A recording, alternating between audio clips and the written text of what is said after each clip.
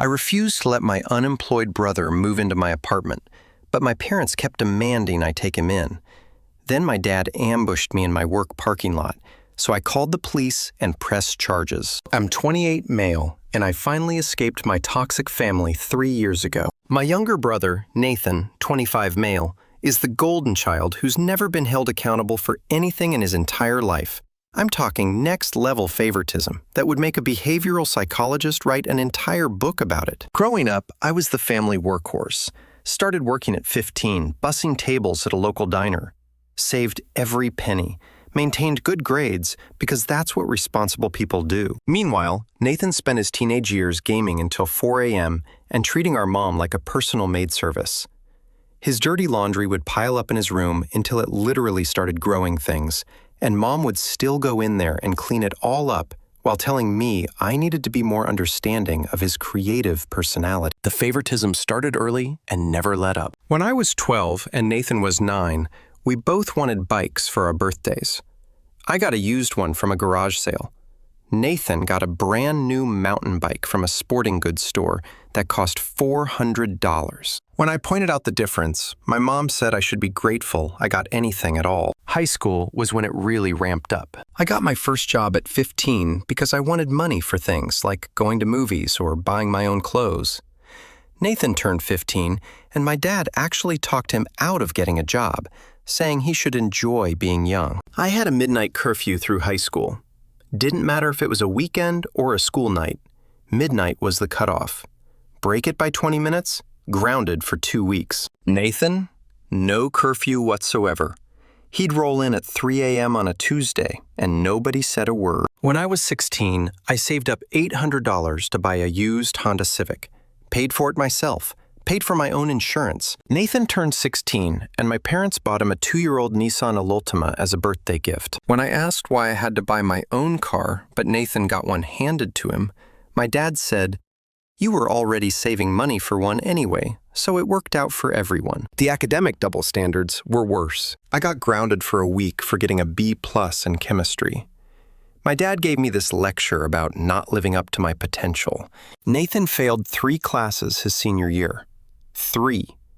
My parents hired him a private tutor at $50 an hour, twice a week, and blamed his teachers for not engaging him properly. When I was 19 and working full-time while taking community college classes, my parents started charging me $600 monthly rent. Their reasoning? I was an adult now and needed to learn responsibility. Cool. Fine. Makes sense. Except Nathan turned 19 2 years later and continued living completely rent-free. When I brought this up, my dad hit me with, "Every kid is different, and Nathan isn't ready for that kind of pressure yet." I paid rent for 3 straight years while living at home and going to community college. That's $21,600 total. Nathan lived rent-free for 25 years. I paid for my own community college classes while working 50-hour weeks, saved up for 2 years, transferred to a state university, and graduated with a degree in accounting. Walked across that stage debt-free because I worked my tail off to avoid loans. My graduation gift? A $75 Amazon gift card and dinner at a chain restaurant where my dad spent the whole meal on his phone. My graduation day was actually pretty depressing. I'd worked for 6 years straight, maintaining good grades while pulling full work weeks, and managed to graduate without a single dollar of debt. My parents showed up 15 minutes late and sat in the back. Other families had signs and balloons. Mine brought nothing. At dinner, nobody asked about my job prospects or plans.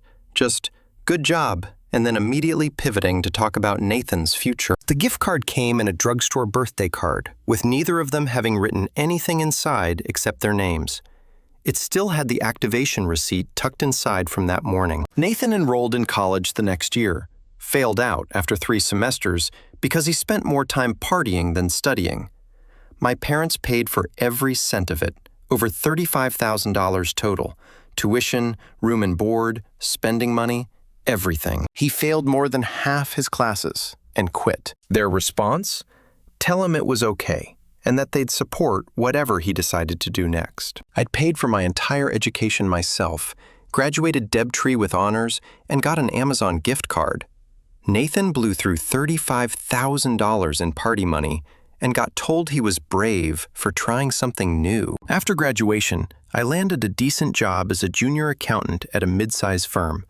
The pay was solid, nothing crazy, but enough to start building a real life. I lived with 2 roommates in a cramped apartment for 2 years, saving every dollar I could. No eating out, no subscriptions. I didn't need packed lunch every single day. I was laser-focused on one goal: getting my own place where I'd never have to deal with my family's dysfunction again. During those 2 years, Nathan bounced between part-time jobs, worked at a retail store for 3 months before quitting because his manager was too strict, tried being a personal trainer for like 6 weeks before deciding that waking up early wasn't his thing, delivered food for a month before his car broke down and he decided the job wasn't worth the hassle. Every time he quit, my parents welcomed him home with open arms and zero expectations that he'd contribute anything. Meanwhile, I kept grinding. No vacations, no new car, nothing flashy, just work, save, repeat. My coworkers would invite me out for happy hour, and I'd decline because those $8 drinks add up. They thought I was boring. I thought I was motivated. Finally, 3 years ago, I had enough saved up. Found a 1-bedroom apartment in a decent area. Nothing fancy, but it was mine. Signed the lease, moved in with the bare minimum furniture, and felt like I'd won the lottery. No more family drama, no more double standards, no more walking on eggshells. Just peace and quiet in my own space. The first night in my apartment, I ordered pizza and sat on my cheap couch in my empty living room and just appreciated the silence. No parents arguing about money, no Nathan playing video games at max volume at 2 a.m. No tension, just me and my mediocre pepperoni pizza in glorious solitude. I kept minimal contact with my family after moving out. Showed up for major holidays because completely cutting them off felt too extreme. But I stopped going to every random family dinner or event. My parents acted hurt, but honestly, my mental health improved drastically. I wasn't constantly comparing myself to Nathan or feeling like I'd never be good enough.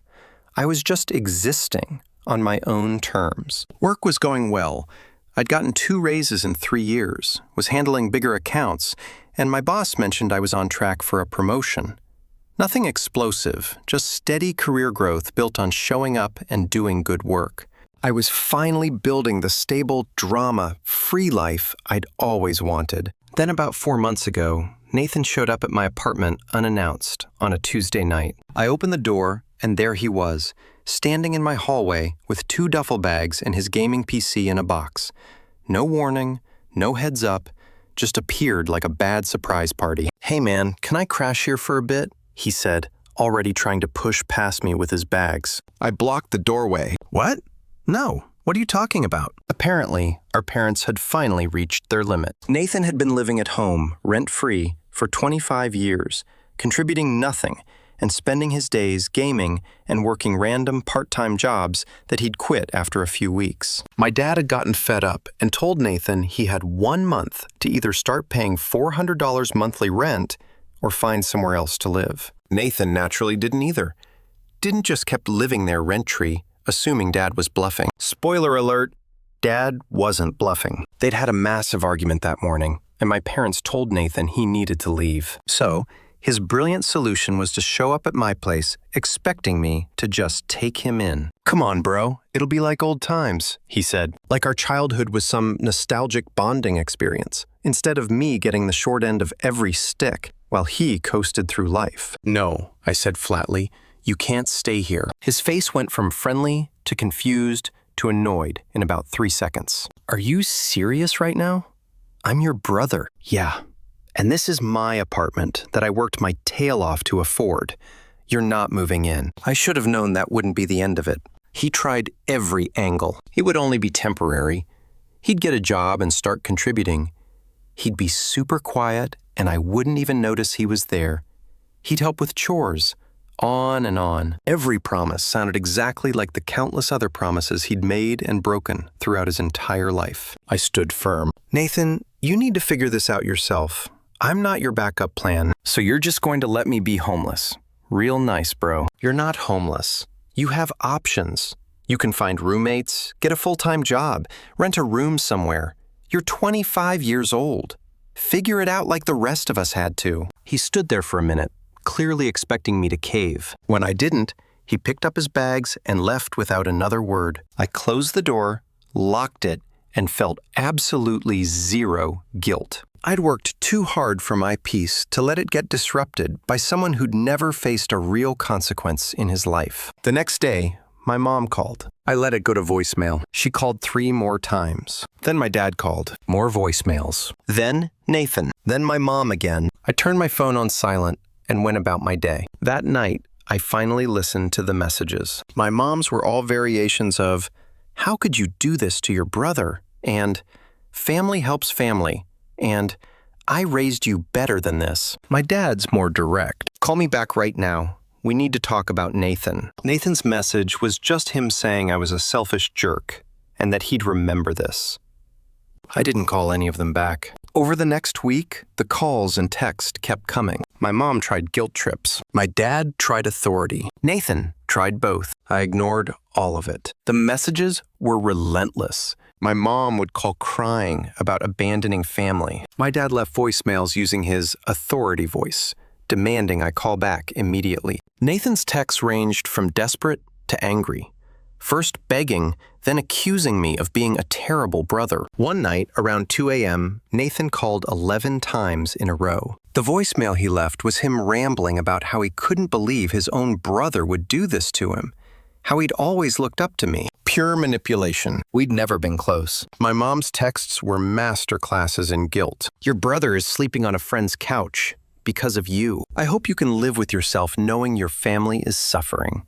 This isn't how we raised you." Then my aunt got involved. Then my grandmother. Apparently, this had become a full family crisis. My aunt said she couldn't believe I'd turned my back on Nathan. My grandmother said I was being cruel and that she was praying for me. Here's the thing, though. Not a single one of them offered to let Nathan stay with them. My aunt had a spare bedroom. My grandmother had an entire basement apartment. But no, I was the designated savior because I'd successfully gotten my life together. My mom even tried to coordinate a surprise visit to my apartment with my aunt. I saw them through the peephole one evening, both standing in my hallway. I didn't answer. I stood there silently as they knocked for 5 minutes. Finally, I said through the door, "I can see you. I'm not opening this door. Please leave." My aunt tried reasoning with me. "Honey, we just want to talk. We're family. There's nothing to sort out. Nathan needs to find his own place. Goodbye." They stood there for another 10 minutes. I put on headphones and let them waste their time. I sent one group text to everyone. "Nathan is 25. He can get a job and find his own place like every other adult. I'm not discussing this further." Then I muted the group chat and went back to my peaceful existence. The response was immediate. My phone buzzed nonstop for an hour. Everything from "you're heartless" to "we'll remember this." I didn't read most of them. My mom sent a message saying I'd changed since moving out, that my fancy apartment and job had made me cold and selfish. The irony was almost funny. I hadn't changed. I just stopped accepting unequal treatment, and suddenly, that made me the villain. For about 2 weeks, things went quiet. I figured they'd given up and Nathan had found somewhere to crash. I was wrong. One Thursday evening, I was leaving work around 6 p.m. It had been a long day. I was tired, and I was looking forward to going home, making some pasta, and watching mindless shows. I walked out of my office building into the parking lot, heading toward my car. That's when I saw my dad's truck parked right next to my car. He was leaning against his driver's door, arms crossed, staring directly at me. My stomach dropped immediately. This wasn't a coincidental run-in. He'd come here specifically, probably been waiting for who knows how long. I thought about turning around and going back inside, but that felt cowardly. I was 28 years old. I could handle a conversation with my father, so I kept walking. "We need to talk," he said as I approached. "I'm heading home, Dad. If you want to talk, you can call me." "I've been calling you. You don't answer." "Because there's nothing to discuss. I already gave you my answer about Nathan." His jaw clenched. "Get in my truck now." "No, I'm going home." I tried to move past him toward my car, but he stepped in front of me, blocking my path. We were in a pretty empty section of the parking lot. Most people had left already. There were a few cars scattered around, but no one nearby. "You're going to listen to me," he said, his voice dropping low. "Nathan is your brother. You're going to let him stay with you until he gets on his feet." "No, I'm not. This isn't a request. I'm an adult with my own place. You don't get to make demands about what I do with it." That's when his demeanor shifted. The frustrated dad act dropped, and something harder took its place. "You think you're so much better than the rest of us, don't you? Got your fancy apartment, your accounting job, acting like you're too good to help family. This isn't about being better than anyone. This is about boundaries." "Boundaries," he repeated, almost laughing. "You want to talk about boundaries? How about the boundary of not abandoning your brother when he needs help?" "He doesn't need help. He needs consequences.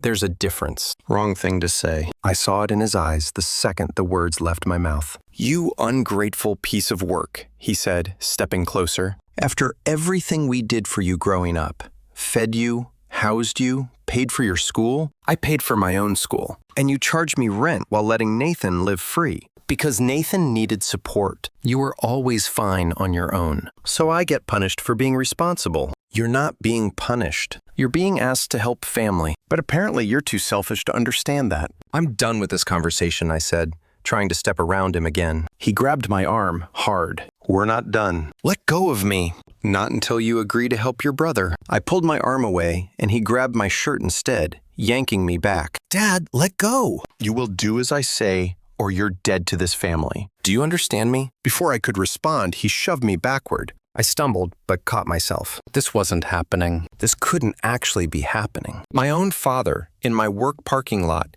getting physical with me because I wouldn't let his favorite son crash at my apartment. "You've got until tomorrow to call Nathan and tell him he can move in," Dad said. "Otherwise, don't bother showing up to any family events ever again. You won't be welcome." "Fine by me," I said, my voice shaking but steady. "If that's how it is, then we're done." That's when he hit me. I didn't even see it coming. He threw a punch that caught me right in the side of my face, near my ear. The impact knocked me sideways, and I went down hard on the asphalt. My glasses flew off and skidded under a nearby car. Pain exploded through my skull, and I tasted blood. I was on the ground, disoriented, and he was standing over me, breathing hard. "Get up." I didn't move. Couldn't really. My head was ringing, and I was trying to process that my father had just punched me in a parking lot, like some bar fight. I said, "Get up." He reached down and grabbed my collar, hauling me partway up before shoving me back down. My hands scraped against the rough parking lot surface. "You think you can disrespect this family? Disrespect me?" He kicked me in the ribs. Not hard enough to break anything, but hard enough that I felt it through my whole torso. I curled up instinctively, trying to protect myself. "You're going to help your brother," he said, standing over me. "Because that's what family does. And if you don't, then you're not part of this family anymore." "Got it." I didn't say anything. I was still on the ground. Everything hurt, and I was running through my options. Fighting back would just escalate things. Trying to run would be pointless, so I just stayed down. After a few seconds, he seemed to realize what he'd done. His posture changed, got less aggressive. "Look, just Nathan needs this. He's your brother. Stop being stubborn and just do the right thing." Then he walked back to his truck, got in, and drove away. Left me lying in the parking lot, bleeding. I stayed there for a minute, maybe two, just breathing and taking inventory. My face hurt where he punched me. My ribs ached from the kick. My hands were scraped up from the asphalt. But nothing felt broken. I was just bruised and bleeding and absolutely furious. Slowly, I got to my feet, found my glasses, thankfully not broken, and put them back on. Checked my reflection in my car window. I had a cut on my cheek that was bleeding pretty good, and I could already feel swelling starting along my jaw. My work shirt was torn at the collar and had blood stains on it. I got in my car and just sat there for a while. My hands were shaking. I kept replaying what just happened. My father, the man who was supposed to protect me, had just beaten me in a parking lot because I wouldn't enable my deadbeat brother. Then something clicked in my brain. A weird calm came over me. I pulled out my phone and called 911. The operator answered, and I said very clearly, "I need to report an assault. My father just attacked me in a parking lot." I gave them all the information. My location, my name, my father's name and description, his license plate number, everything. The operator said they were sending officers and asked if I needed an ambulance. I said no. I could drive myself to the hospital if needed, but I wanted to file a police report. 2 police cars showed up within 10 minutes. I gave my statement to the officers, showed them my injuries, told them exactly what happened, that I'd refused to let my brother move in with me. My father had confronted me at my workplace, physically prevented me from leaving, and then assaulted me when I refused to change my mind. One officer took photos of my face, my scraped hands, and the rip in my shirt. The other one took down all the details, my father's information, the timeline of events, the threats he'd made. They asked if there were any security cameras. There were. My office building had cameras covering the parking lot. "Do you want to press charges?" one officer asked. "Absolutely." They seemed a bit surprised. Apparently, family assault cases usually result in people backing down or trying to handle it privately. But I was crystal clear. I want to press full charges. Assault and battery. I want this documented and prosecuted. The officers said they'd contact my father and likely arrest him. They asked if I felt safe going home or if I needed to stay somewhere else. I said I'd be fine. My father didn't know where I lived. I'd never given him my new address after moving. After they left, I sat in my car and called my workplace security, explained what had happened, and asked for the parking lot footage from that evening. They said they'd save it and provide it to the police upon request. Then I drove myself to an urgent care clinic, got checked out, and documented every injury. The doctor noted the facial contusion, the rib bruising, the scraped hands. Everything got photographed and written up in a medical report. By the time I got home, it was almost 11 p.m. I was exhausted, in pain, and emotionally drained. But I also felt something I hadn't expected: relief. For years, I'd been the family punching bag, metaphorically speaking. Tonight, it had become literal, and I'd finally drawn a line in the sand that couldn't be uncrossed. I texted my boss explaining I'd been in an incident and would need the next day off. He immediately called me, concerned. I gave him the basic story: family dispute that got physical. Police were involved. I had medical documentation. He told me to take whatever time I needed and that HR would be looped in since it happened in the company parking lot. Then I silenced my phone and went to bed. The next morning, I woke up to 47 missed calls and probably 100+ text messages. I didn't read any of them. I made coffee, took some pain medication, and waited. The messages ranged from disbelief to fury. My mom had left 6 voicemails, each one more hysterical than the last. The first one was confused. "Why are the police here? What did you tell them?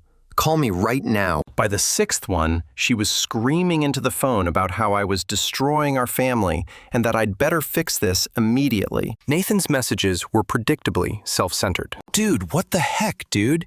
Dad's getting arrested because you can't take a joke. And way to overreact, bro.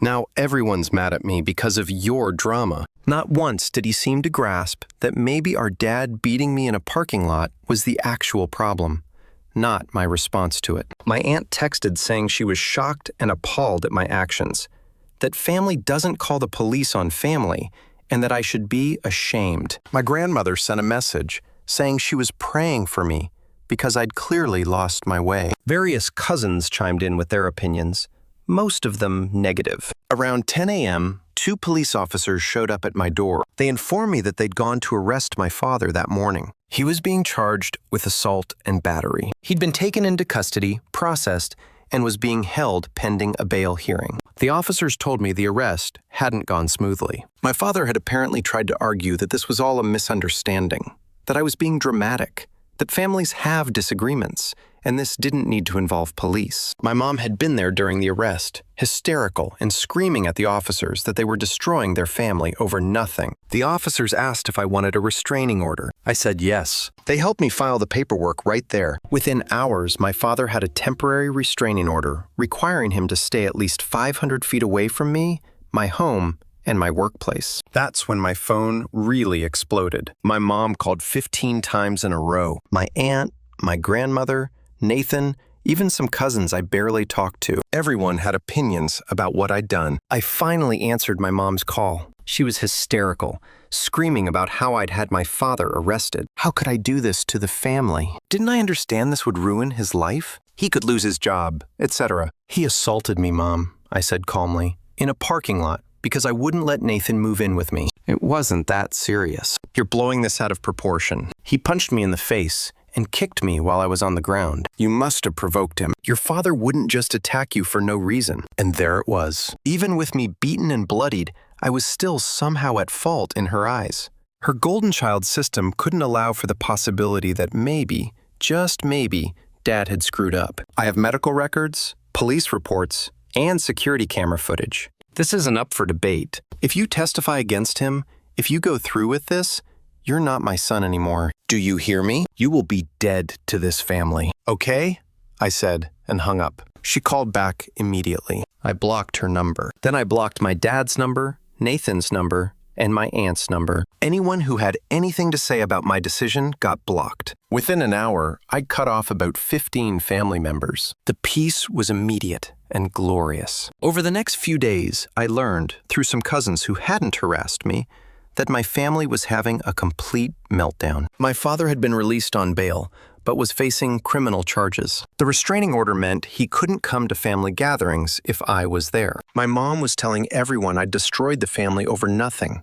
Nathan was living with my aunt now, and apparently complaining about her rules. She was making him pay $300 monthly rent and help with chores. My grandmother tried to organize some kind of intervention. She called my work phone, which I'd forgotten to block, and left a message about how disappointed she was in me, how I was tearing the family apart, and how I needed to drop the charges immediately and let bygones be bygones. She actually said that. Let bygones be bygones. Like my father's fists hitting my face were just some minor social fawa that we should all forget about. I saved that voicemail, added it to my documentation file, because here's what my family didn't understand. This wasn't about Nathan's housing situation anymore. This was about the fact that my father had physically assaulted me for setting a boundary. If I dropped the charges and let this slide, the message would be clear. They could do whatever they wanted to me, and I'd just take it. My extended family started picking sides. Some relatives I barely knew started posting vague social media updates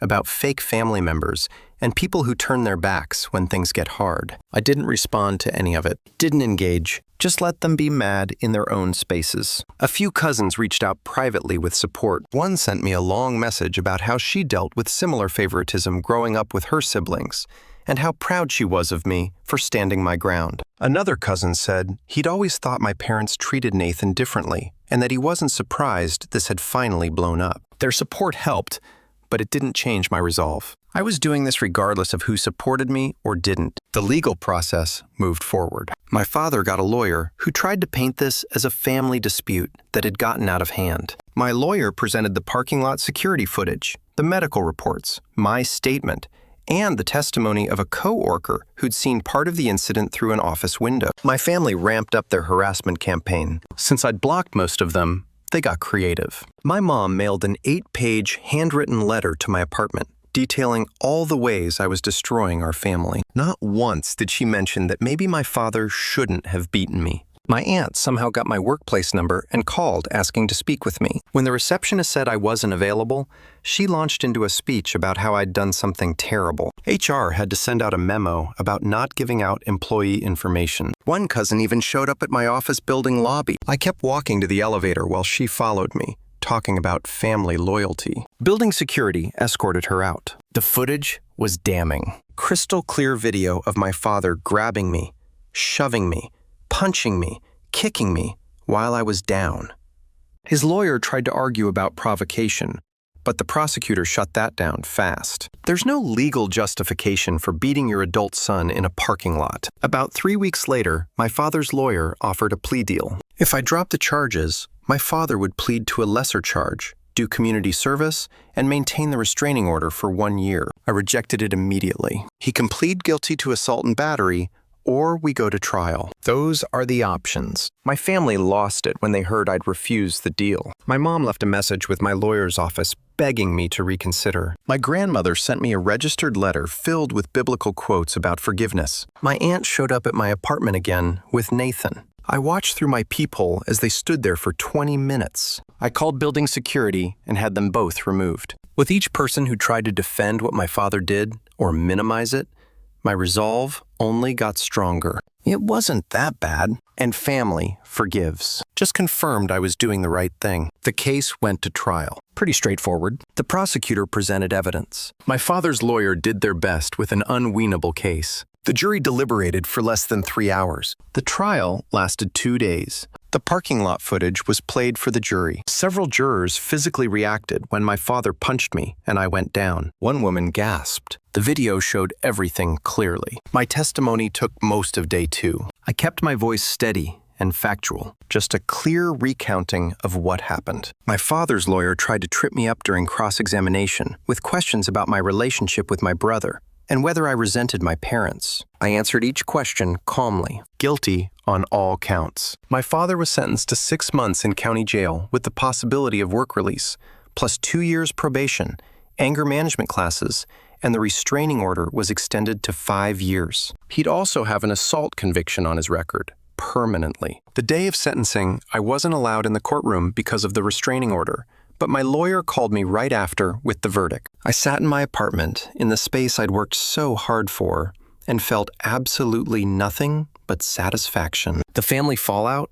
was nuclear. My mother publicly downed me on social media, posted this long rant about how I'd destroyed our family over pride and selfishness, how I'd sent my father to jail over a minor disagreement, and how she was ashamed to call me her son. Several relatives commented, agreeing with her. I screenshot all of it, saved it, never responded to a single word. Nathan tried one last time to reach out through a friend of a friend, sent me a message saying that he'd moved in with our aunt, had gotten a job at a warehouse, and was trying to get his life together. He said he hoped I was happy with what I'd done, and that eventually I'd regret destroying our family over my ego. I blocked that person too. 2 months after the sentencing, I heard through one of my neutral cousins that things were falling apart. My dad lost his job. The assault conviction meant he couldn't pass the background check for the renewal of his security clearance. My mom had to pick up extra shifts to cover their mortgage. Nathan got fired from the warehouse job after 3 weeks for showing up late repeatedly, and was back to living rent-free with my aunt, who was apparently at her breaking point. 3 months in, my aunt called my work phone, the one number she had that I hadn't blocked, left a message saying Nathan had overstayed his welcome, that she couldn't afford to support him anymore, and asking if I'd reconsider. I deleted the voicemail without finishing it. 4 months after the trial, I got promoted to senior accountant, came with a 20% raise, and my own office. My boss pulled me aside and said the company appreciated my professionalism during that difficult personal situation, and that I'd handled it with impressive maturity. Around the same time, I started dating someone I'd met at a work conference. Her name's Jennifer. On our 3rd date, I gave her the basic rundown of what happened with my family. Her response? Good for you for protecting yourself. Anyone who defends violence isn't worth keeping around. We've been together for about 6 months now. She's never once suggested I should reconcile with my family or give them another chance. She just respects that I made a decision and stuck with it. 6 months post-trial, my grandmother passed away. Natural causes.